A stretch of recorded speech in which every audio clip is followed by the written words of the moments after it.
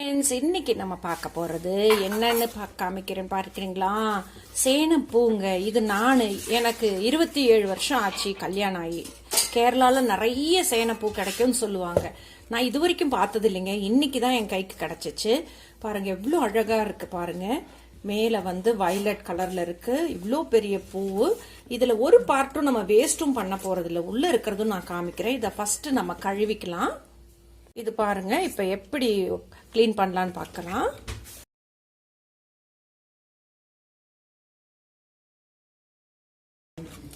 இது எப்படி நம்ம ஓபன் பண்ணலாம்.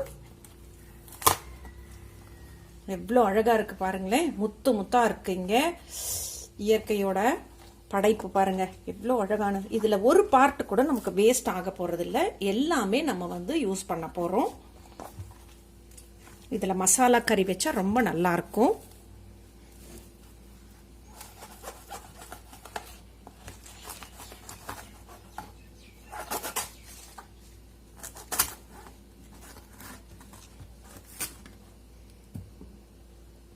இதை நம்ம ஸ்ட்ரிப்ஸ் மாதிரி நம்ம பண்ணிக்கலாம்.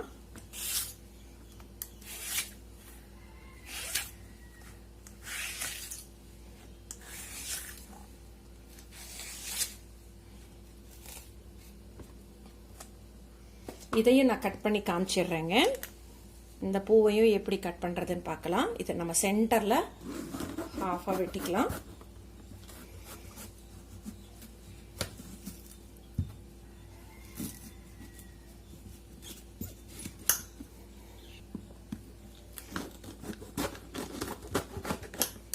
இவ்வளோ அழகாக இருக்குது பாருங்கள். என்ன மாதிரி உள்ள அப்படியே ஸ்பாஞ்ச் மாதிரி இருக்குங்க.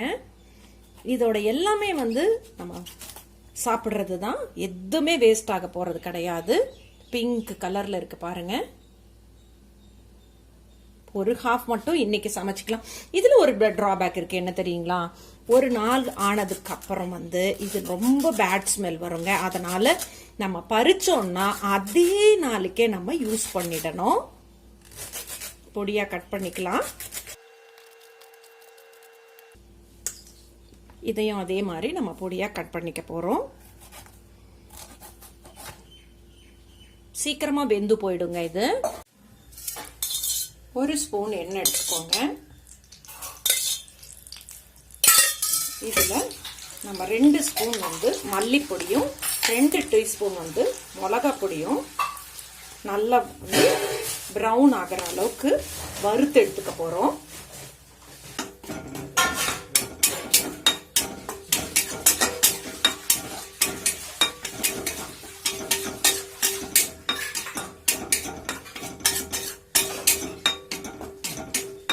கலர் மாறிடுச்சு. இப்ப நம்ம டிரான்ஸ்ஃபர் பண்ணிக்கலாம் ஒரு பவுலுக்கு. இப்போ பேன்ல கொஞ்சம் எண்ணெய் எடுத்துக்கோங்க. ஒரு 2 ஸ்பூன் அளவுக்கு. இதுல நம்ம வெங்காயம், தக்காளி, இஞ்சி, பூண்டு விழுது.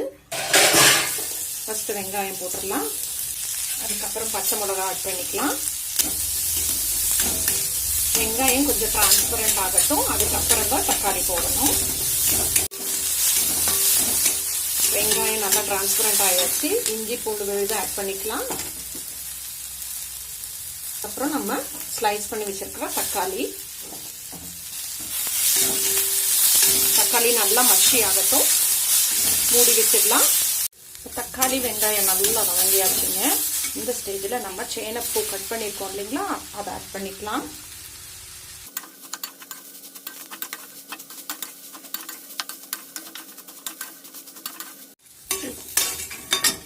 இது நல்லா வதங்கியாச்சு. இந்த ஸ்டேஜில் நம்ம எல்லா மசாலா பொடியும் ஆட் பண்ண போறோம். 1/2 ஸ்பூன் சிக்கன் மசாலா பொடி,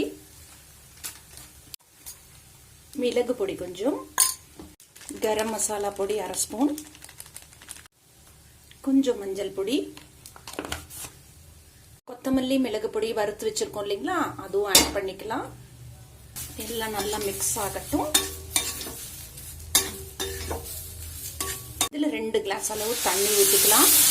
ஊற்றிட்டு நல்லா மூடி வச்சிருங்க. தேவையான அளவு உப்பும் போட்டுட்டு நல்லா மூடி வச்சு ஒரு 20 நிமிஷம் குக் பண்ணணுங்க. சுவையான சேனைப்பூ மசாலா கறி ரெடிங்க.